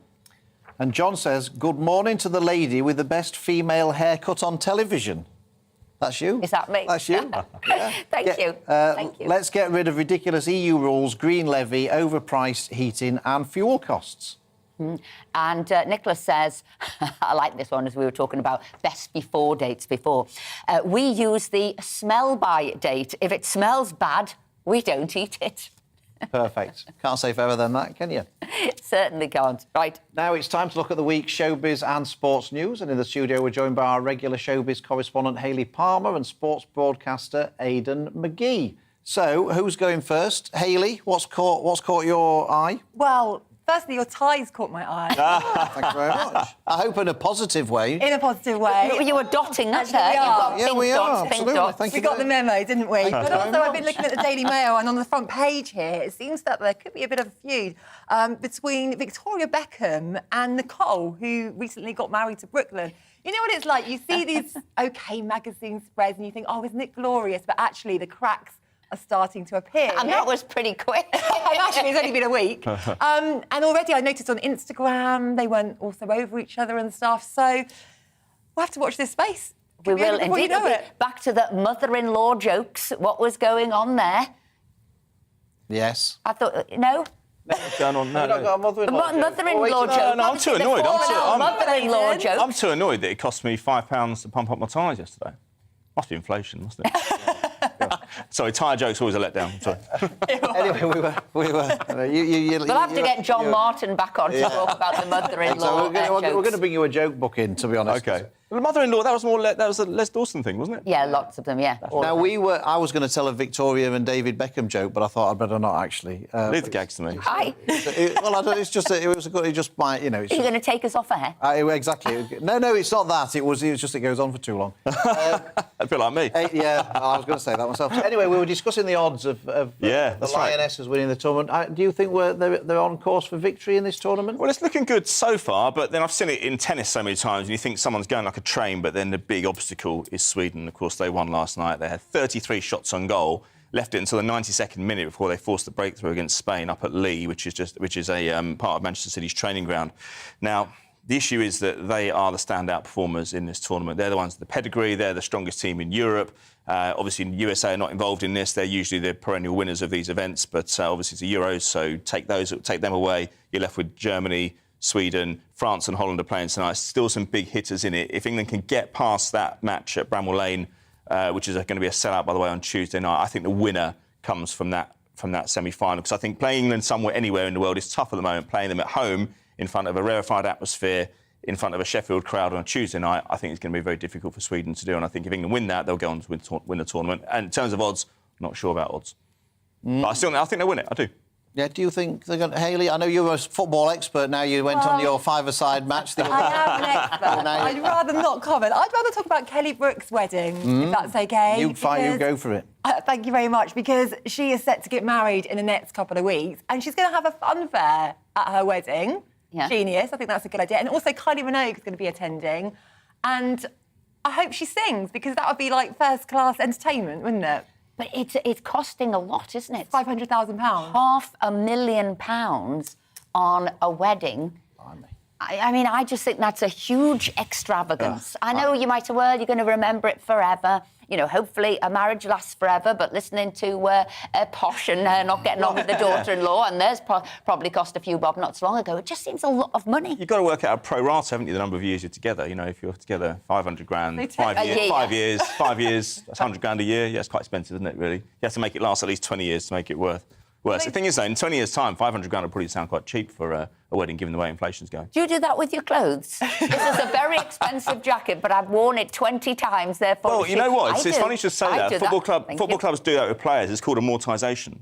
So if they spend money on a player of £10 million and they factor in the wages, they factor in the value they had on the player per year over the space of a 4-year contract. So it's actually quite in use, that metric. Yeah. I don't use it for my clothes necessarily. I do it for value for money. I always do that. I think, oh, that was a waste of money, or that was actually... How many times you wore it, yeah. Yeah, If I should have had a word with Kelly Brook and actually recommended a COVID wedding to her, because I found that was a lot cheaper. Because you guys got married then? Yes. So the guest list, 150 down to 15. Yeah. So obviously Philip was delighted. Yeah, as a Yorkshireman, that was... You should have a second wedding. That was... Liking because J-Lo and Ben Affleck, they've just got married. And now Tell us more, I'm intrigued. And they got married in Vegas. They're now on their honeymoon in Paris. But they're going to have a second wedding in Ben's hometown of Seattle. So I reckon you guys should have a second wedding. She's taking his name, isn't she? She is, and I'm not sure about that because there's only one J-Lo. There's only one Jenny from the block. Does she become J-Aff now? Is that her? What should be? She'll have to be J-Aff. Bennifer. Because J-Aff just doesn't have... No. It doesn't have it. Why would you do that? I totally don't get it. It's worth divorcing just for that. But you know what? we're nearly coming to the end of the show. I can't believe it. Anything quick to And say? he was going to mention Bradford City as well today. Yeah, Bradford City. Just quickly, no, Mark you Hughes. Can't, no, we genuinely have totally run out of time. I'll tell you after. Tell me afterwards about Aidan, Bradford City. Thank you very much indeed. Glad I stopped it just there. Hayley, thank you very much indeed. That's it from us today. But don't go anywhere because you know who's next. It's Alistair, Stewart and friends. So stay right where you are. Hello, good morning. I'm Aidan McGivern from the Met Office. Mixed fortunes across the UK this weekend. Fine in the south and east, where it will be increasingly humid and hot in places. Cloudier and cooler elsewhere, with a keen breeze and outbreaks of rain or showers.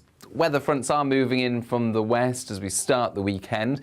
It's a fine start for many ahead of those weather fronts, but through the day the isobars will tighten, the breeze will pick up and those spells of rain will reach many areas, but not the southeast where it's a sunny start in places, and the far northeast of Scotland starting off fine. Mostly it stays bright here, but I think for western and central Scotland, Northern Ireland, parts of northwest England and Wales, the cloud thickens and we'll see outbreaks of rain push in. Heaviest towards the northwest, and it'll be breezy in the north as well. So that'll make it feel cool, but still the potential towards the southeast where we'll keep the sunny skies for 28 Celsius. Turning increasingly wet once again for much of western England, Scotland, Wales and Northern Ireland overnight. The heaviest of the rain will affect Scotland and Northern Ireland, the far north of England, but there are only a few showers reaching the parts of southeast and East Anglia, I think. Nevertheless, with the breeze from the southwest and a lot of cloud, temperatures in most places will stay up in the mid to high teens. A cloudy and breezy and relatively mild start to Sunday then. Further spells of rain will move into the north and the west, interspersed by brighter spells, but the rain will be persistent at times, I think, for southwest England, South Wales into central England as well. Heavy thundery showers for western Scotland, and it's a warmer day for many. Low 20s for Scotland and Northern Ireland, Northern England as well. 29 or 30 Celsius towards the southeast, where with a bit of sunshine it will feel very warm, if not hot. Monday and Tuesday will be a bit cooler. Still a mix of sunny spells and showers, but fewer showers, more dry weather. Join us every Sunday at 10 a.m. for The Political Correction. We're here to put you, the people, back in charge. Our debate is about all areas of the United Kingdom. It's about what's really going on in our country. It's about you. So please get in touch and tell us what you think. Don't miss it. It's The Political Correction every Sunday at 10 a.m. on GB News.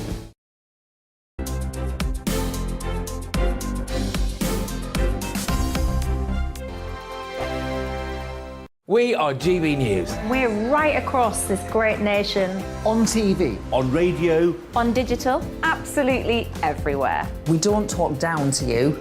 We embrace all voices with honest and civilised conversation. We are not part of the establishment. We're one of you. And we're only getting started. Join us on GB News, the People's Channel. Britain's news channel.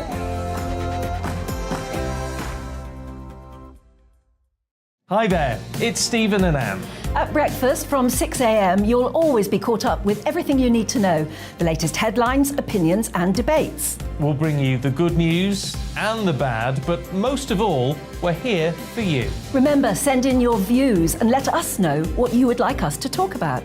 That's because we're your news channel. And every morning at 6 a.m, it's breakfast on GB News. My name's Tom Harwood and join me 9:30 a.m. every weekday for The Briefing, your one-stop shop for everything you need to know about what's going on in politics today. I wonder if this is a deal that might need to be like the biscuits in this factory, twice baked. Is there not an opportunity here to win out against the extremes? Tom Harwood, GB News. What are you going to do about it? Things should have been done differently, and they certainly are being done differently. Don't miss it. The Briefing with me, Tom Harwood, 9:30 Monday to Friday on GB News. Where would you like to go? Just take me to the studio, please, mate. You know where you're going. I've got a show to do. Friday Night Feast on GB News, 7 p.m. And it's like nothing you've ever seen before. We take a different angle on the week's biggest news stories. The viewers and listeners set me some absolutely mad challenges to do. We tried to rehome a rescue dog. And yes, there's some other wacky stuff in there as well. I feel like I could take on the world. Well, that's that. Friday Night Feast with me, Patrick Christie's, every Friday, 7 till 9 p.m. on GB News. Be there.